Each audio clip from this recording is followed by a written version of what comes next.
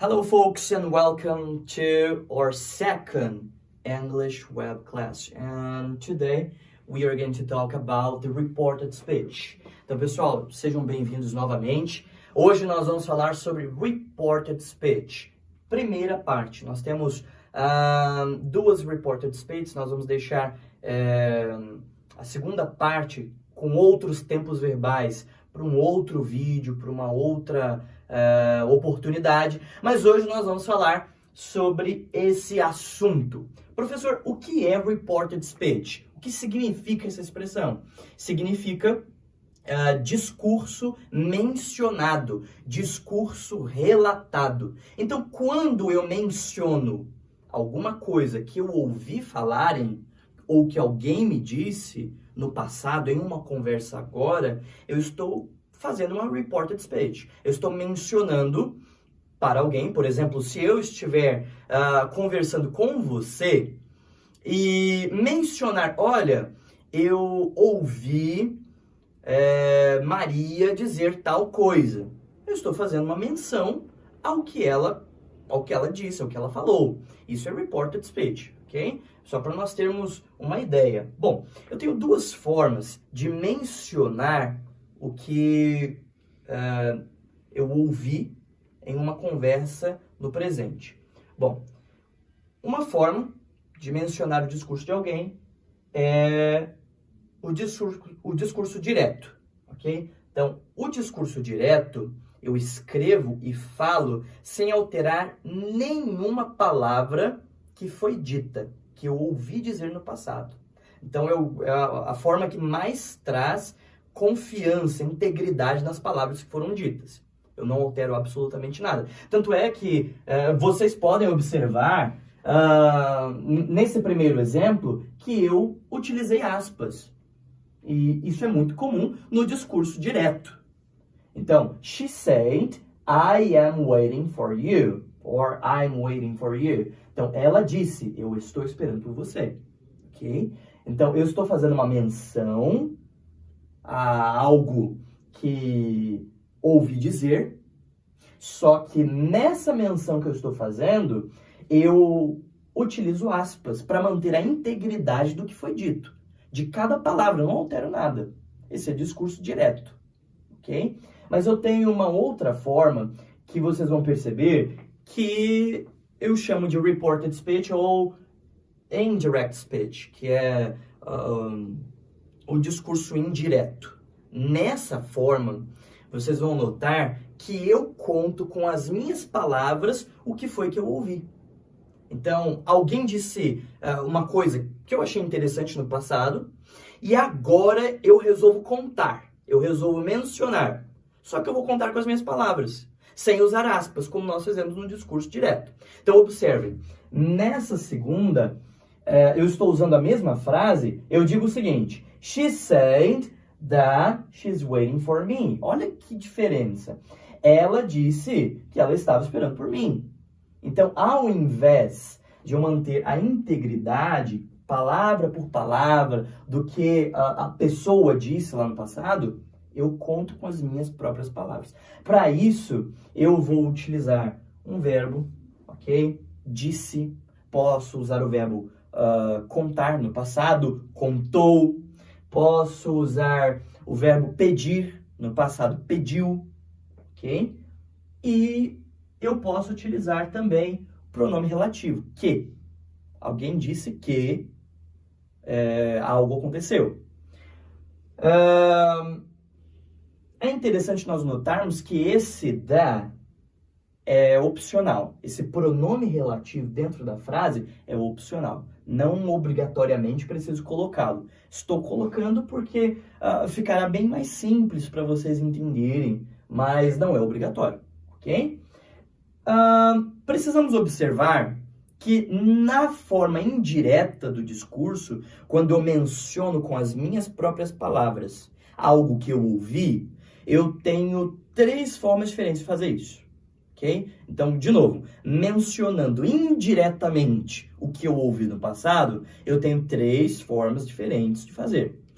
Uma forma é pegar algo que está no presente, né, a frase O tempo verbal da frase é presente. Por exemplo, the students are online. Os alunos estão online. Tá? Eu ouço essa frase. E aí eu resolvo mencionar. Então, automaticamente, eu preciso transformar essa frase que está no presente em passado. Por quê? Porque eu já ouvi. Ok? Eu já ouvi. Ela não é mais presente para mim. Apesar de que a frase, o tempo verbal dela está no presente, ela foi dita em outro tempo, não foi dita exatamente agora. Ok? E aí, quando eu vou fazer a menção dessa frase no discurso indireto, eu preciso usar passado. No caso aqui, nós estamos usando simple present, tá? Então, usarei simple past. Então, a ideia é essa. Se eu fosse usar present continuous, eu usaria past continuous. Se eu fosse usar present perfect continuous, eu usaria past perfect continuous. Ok? Sempre eu vou usar referencial presente e passado, para poder fazer a menção indireta. Então, nessa frase, the students are online. Olha como eu vou fazer isso mencionando. The teacher said that the students were online. O professor disse que os alunos estavam online. Percebam, é muito importante nós notarmos que o verbo principal da frase que eu estou mencionando, presente. Então, a frase foi escrita no presente e a palavra, o verbo, também estava no presente. Agora, mencionando essa frase com o discurso indireto, transformando em passado, eu preciso colocar esse mesmo verbo no passado, ok? Por quê? Essa ação aconteceu no passado. Se lá ela foi mencionada no presente, então, obviamente, agora não é mais presente. Né? Essa mesma situação já é nosso passado. Então, verbo no passado. Ok? Então, entendo. A frase foi construída com tempo verbal de presente. Eu menciono em discurso indireto, escrevendo-a em um tempo verbal do passado. Porque isso já aconteceu. Para isso, eu pego o verbo principal e coloco no passado. Então, aqui, o verbo principal é are. Nós observamos, né? Are. E aí, eu vou colocar were. Então, were é o passado do verbo are.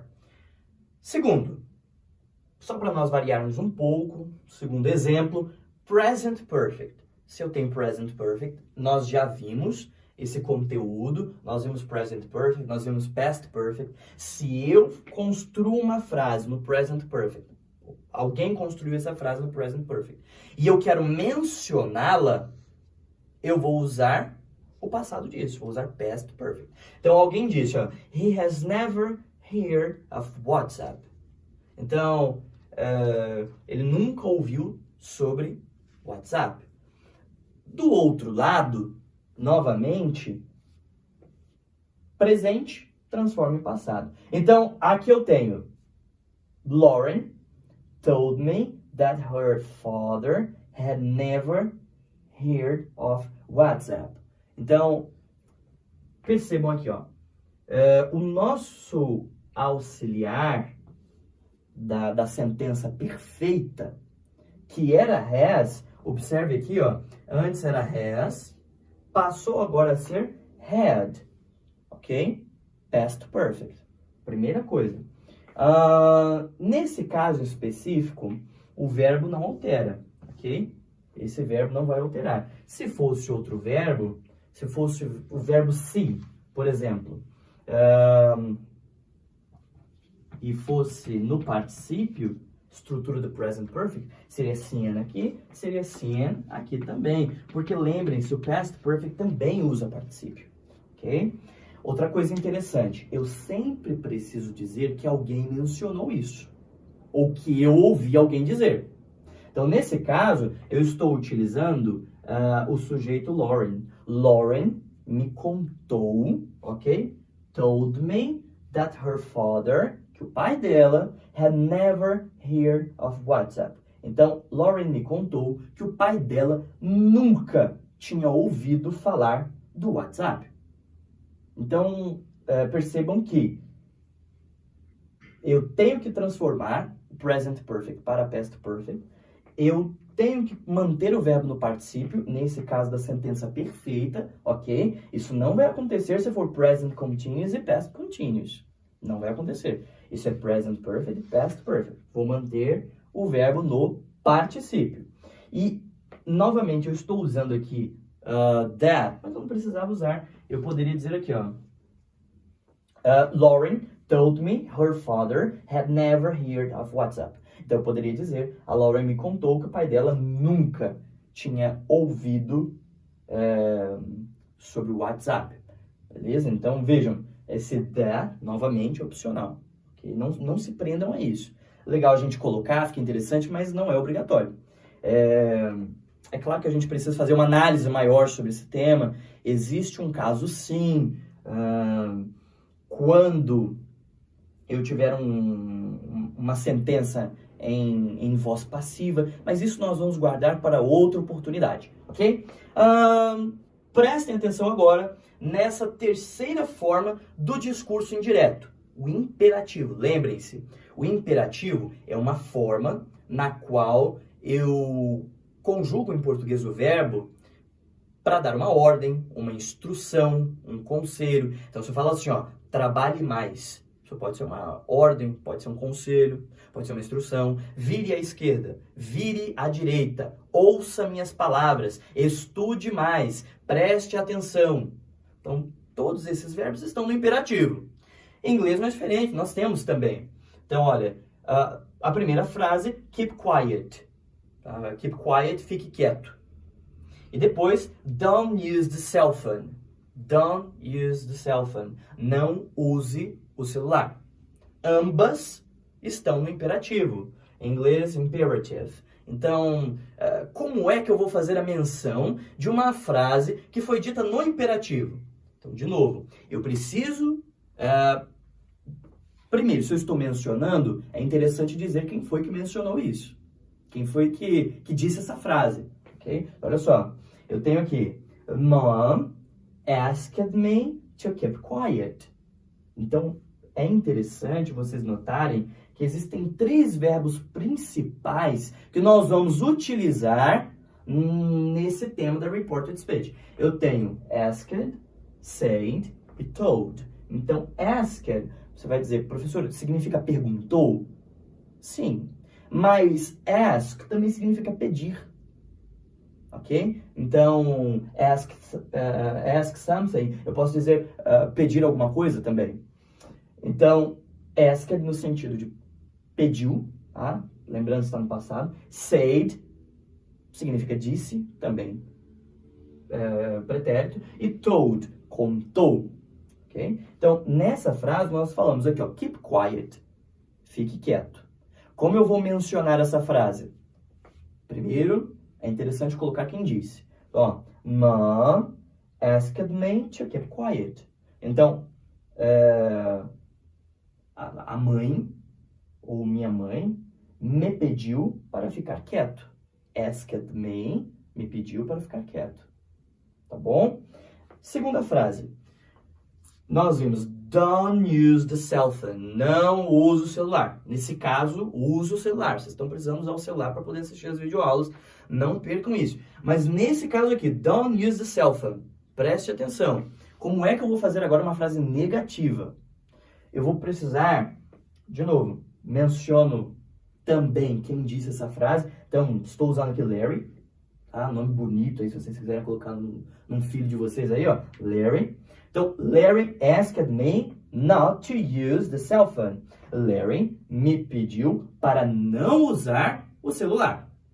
Ok? Então, Larry asked me not to use the cell phone. É interessante isso daqui, porque vocês estão acostumados a ver o not junto com o verbo auxiliar. Por exemplo, do not, don't. Does not, doesn't. Has not, hasn't. Have not, haven't. Então, vocês estão acostumados com isso. E dessa vez, nós estamos usando not sem um verbo e sem fazer a contração com o verbo. É interessante isso aqui. Então, ó, Larry asked me not to use the cell phone. Então, essa estrutura aqui, ó, nós vamos utilizar com a menção de uma frase no imperativo, ok? Então, é interessante prestar atenção nesses dois modelos que eu coloquei para vocês. Primeiro, quando a frase for afirmativa, eu tenho que dizer que someone, alguém, told or asked, contou ou pediu para, to, alguma coisa. Então, alguém pediu ou contou alguma coisa. É interessante a gente ver isso. Agora, se ela for uma frase negativa, alguém, esse alguém, a pessoa que disse a frase que você está mencionando, alguém contou ou pediu para não fazer alguma coisa. Ok? Nessa estrutura do imperativo. Lembrem-se disso. Existem muitas outras regras que nós precisaríamos considerar. É por isso que nós vamos dividir Reported Speech 1 and 2, porque nos próximos meses nós vamos gravar a segunda aula e construiremos sentenças também com a voz passiva. É um conteúdo interessante, quem gosta de gramática vai gostar do tema, tá? Mas precisa de uma análise bem detalhada sobre algumas partes da voz passiva. Nós precisaríamos fazer essa introdução e depois Reported Speech 2. Mas, por hora, lembrem-se disso. Alguém construiu uma frase no passado. Essa frase que foi construída no passado, ela pode ter sido no presente, ela pode ter sido até uma frase no passado mesmo, ela pode ter sido uma frase no futuro. Mas essa frase foi construída em um momento no passado, independente do tempo verbal dela. Porque se uma pessoa falou no presente, construiu uma frase no presente, mas há 5 minutos atrás, é passado para mim. Apesar de que a frase que essa pessoa construiu está no presente. Dá para entender? Então, se eu falo, por exemplo, assim, ó, suponhamos que eu tenho um amigo chamado Matheus, que ele diga assim, eu comprei uma camisa nova. Tá? Ou, suponhamos, faz uma frase no futuro. Eu quero comprar uma camisa nova. Ó, essa frase, futuro. Eu quero comprar uma camisa nova. Só que ele disse isso há 5 minutos atrás. Para mim, isso já é passado. E aí eu menciono essa frase, ó. O Matheus disse que ele queria comprar uma camisa nova. Então percebam que, apesar de que a frase dele estava no futuro, ele falou há um tempo atrás, uns 5 minutos atrás, ou 1 minuto atrás, essa situação já é passada para mim. E na hora que eu vou mencionar, eu preciso mencionar no passado, independente do tempo verbal da frase que ele disse. Se foi passado, se foi presente, se foi futuro, se foi imperativo. Independente, eu construirei a minha frase aqui no discurso indireto no passado, ok? Então, é interessante. Se você tem mais dúvidas sobre o assunto, comente, dê o seu like no vídeo e também preste atenção no nosso material. Se você ainda não possui material, entre em contato conosco que nós enviamos para você. Thank you and bye bye.